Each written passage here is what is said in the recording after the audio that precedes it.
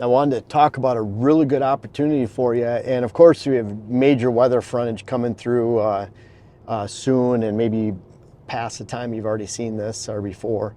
But bottom line is, we've had drought across the whole upper Midwest, north half of the country. And it's like feast or famine. You know, there's areas extreme north and extreme south that have gotten obviously way too much water. And throw our hearts out to the people that have gone through hurricanes recently.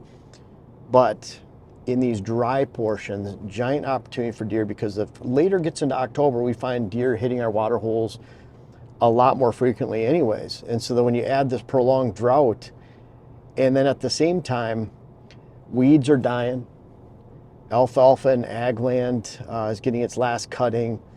There's just not as much green out there. And deer, that's how they normally take a drink. So when you remove the green vegetation where they normally take a drink from, and you add in this drought, it creates an incredible opportunity for you to get out in the woods and hit some good water sources. Now, I want to talk about consistency matters when it comes to water. And that's where you can have a great puddle in the woods and deer will hit it. But as soon as it dries out, let's say they hit it strong, it dries out, don't get any rain for a few weeks, well, they're not going to just keep coming to it. And when they stop coming to it, they hit it 2 or 3 times, there's no water there, then what I've found is they don't reestablish that pattern for up to 2 to 3 weeks, if ever at all. So that's why it's so important. That's why we've migrated to even water tanks or 300 gallons. That really matters a lot because we don't want those running out. We find that in an average water source, let's say it's 200 gallons, we find that the deer on moderate use and drought will go through water roughly about 100 gallons every 3 to 4 weeks. So think about that. If you have a 100-gallon tank, you're done in 3 to 4 weeks. Unless you can go put water in it mid-October and not spook a bunch of deer, you're in trouble. So consistency matters. At the same time, especially this time of year and then going into the rut, I do not want a water source on a food source. They're already coming to the food source. That's already a part of their daily movement. So I don't want to add something to attempt to magnify. What ends up happening is a water hole to a deer and to a mature buck is a very, very low risk stop for them in the woods. So when you take that water hole out of the woods and put it into an open food source, it doesn't matter if it's an 1/8 of an acre food plot, 5-acre food plot in some corner somewhere. When you do that, what ends up happening is you make that water hole now a high-risk food source location. And that's a very bad thing. So I want to keep those separate, and that also gives you 2 different stand locations. You hunt the food source typically in the afternoon, not in the morning because you might spook deer. And then you can hunt a water hole all day long. It's a 1 or 2 minute stop, and they love hitting that morning, afternoon, evening. And so completely different setup than a food source. Do not combine the 2. That's a big rookie mistake.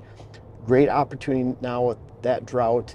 I love them in between bedding areas and food sources. And if I had a choice, I'd rather put it in a bedding area on the outside of that bedding area where I can actually access in the morning away from food, blow my scent outside that bedding area and have a great sit till 2, 3 in the afternoon until those deer are moving back to a food source.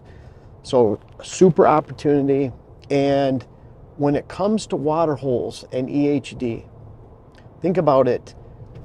And a lot of you have had to go through this lately, and I really feel for you. But there's EHD midge. It propagates in areas that have cracked, dry, and receding water holes and mud. What that means is if you're using a tank, and there's been no scientific study, this is just plain old common sense. It seems like in our country, common sense doesn't rule the day anymore, but it does on this channel. And if there's no dry, cracked mud, receding mud with a water hole, then to me, and I've talked to whitetail biologists about this, scientific research biologists, and it makes a whole lot of sense that it would not spread EHD with tanks as much as it would big water holes, dug out, man-made, puddles in the woods.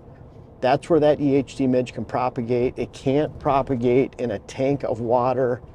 And so if I had a choice on my property, and we have had a choice, we've actually taken out man-made water holes on our property, emptied them, dried them out, not only because they're in poor locations, but because they can help propagate the midge spread the midge that causes EHD. And really I look at some of those mud water holes as almost EHD super spreaders, something that can actually attract bucks too during this time of year, mid-October, late October, when it's an optimum time to start attracting deer to water. And then all of a sudden you have an EHD outbreak on your property because we haven't had frost, we haven't had freeze, and we haven't had rain. So no rain in the forecast, and it's early to mid-October, third week of October. If you can get in, add water, keep your machine running midday, add water to a water hole, and I believe it's actually a benefit. Yeah, there's a risk that you spook some deer, but keep the machine running, don't talk, fill that water hole, get out of there. That's why, again, we like tanks. And again, I like putting them in between bedding and feeding somewhere. That makes it easier for us to get in and out, but they become super hot spots. And if you find natural water sources in the woods, public land, look for those areas that don't dry out, that keep the attraction of deer going. Always remember, if it does run out, it takes a long time for those deer to reestablish. And again, think about it this time of year. Deer are hitting water because everything's turning brown. You can see behind me in the fields, everything's turning brown. There's not a lot of water source available right now. The trees are changing color. Natural vegetation isn't holding the moisture content. And that's why deer a lot of times midwinter in the snow seek water, open springs, corners in a creek that's otherwise frozen. We'll see just dozens of tracks going to areas like that. And I'll even question the landowner sometime, do you have bait in this location?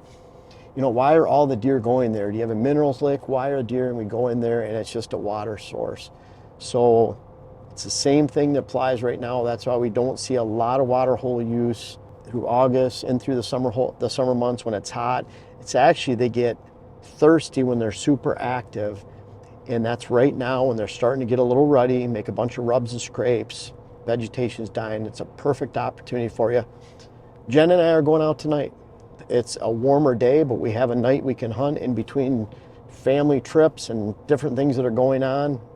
Daughter Autumn's actually getting married this weekend, but we can get out tonight. We're both sitting on water holes. I'm going after LL Beans. Jen is going after Junior, and we can't wait to get out there. And so we're shooting these videos because it's an important time to get these videos out, kind of a last minute thing. Pretty sure Dilla can get them out for you soon so that we can watch these and you can take advantage of. But if you can hunt over water, now's the time to do so. Take advantage during this drought and have a great hunt. Thank you guys so much for watching the video. You're our best followers. You followed all the way to the end of the video. Really invite you to check out our website. We have our earthway spreaders for sale, great Christmas presents. We're booking clients right now, all 5 of us. So by the end of December, it seems early, but by the end of December, our schedule will be booked for 2025. It's hard to believe. I'm already booked for December and most of January, February.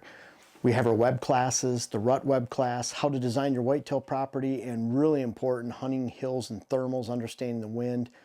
Those are great products on our site, all the books. Thank you so much for watching all the videos, buying the seed that you did this year. Really appreciate you.